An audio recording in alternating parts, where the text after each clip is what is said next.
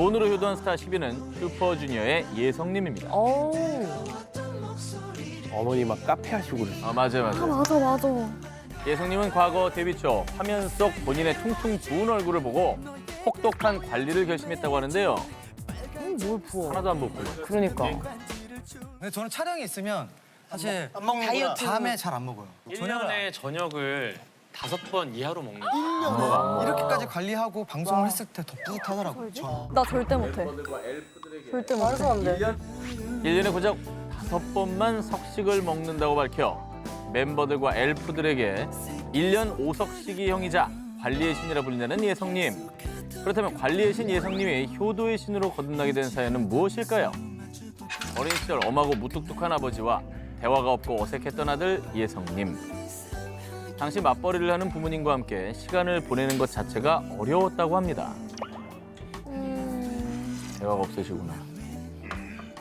그런데 예성님이 슈퍼주니어로 데뷔한 지 3년이 되던 해 충격적인 일이 벌어졌다고 하는데요. 뭐지? 야근을 하던 아버지의 손가락이 기계에 빨려 들어가는 끔찍한 사고를 당한 겁니다. 이 일로 직장을 잃은 아버지와 어머니를 서울로 모시기로 한 예성님. 너무 속상하셨겠다.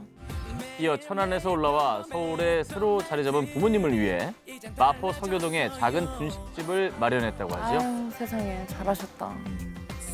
매장 한가운데 말로만 듣던 식당 사장님 아들 예성님의 사진이 쫙! 와우. 종종 사진이 아닌 실제 예성님이 방문해 엘프들의 숨은 맛집이자 성지로 통했다고 합니다. 당장 가요. 당장 가지.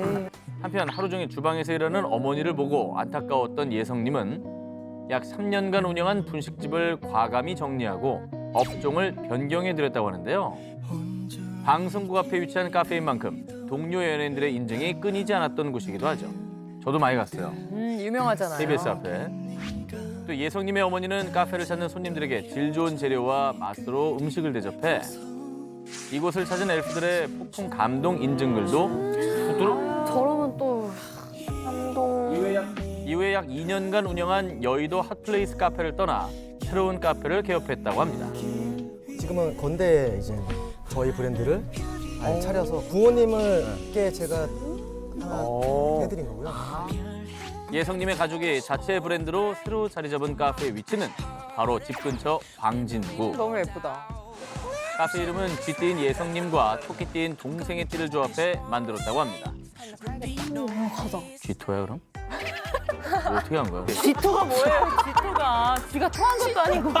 아니 쥐띠와 토끼띠라며. 그러긴 했어. 예전 가게들과 달리 규모도 대폭 확장해 지하 1층과 1, 2층을 다양한 분위기로 꾸몄다고 합니다. 멋있는데? 어우, 야, 가볼만 하겠다. 야, 하플. 자, 그렇다면 현재 8년째 운영 중인 예성님 부모님 카페의 가격은 야, 8년째면 꽤 오래 하셨다. 평균 카페 창업 비용으로 계산했을 때 약 1억 2천만 원.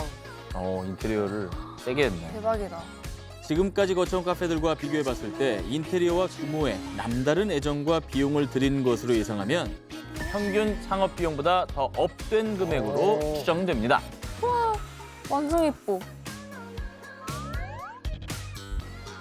어린 시절부터 먼 거리에서 학교로 등교하곤 해서 성공하면 하루빨리 집 가까이에 가게를 차려서 부모님을 편히 모시겠다는 꿈을 가졌었다는 예성님.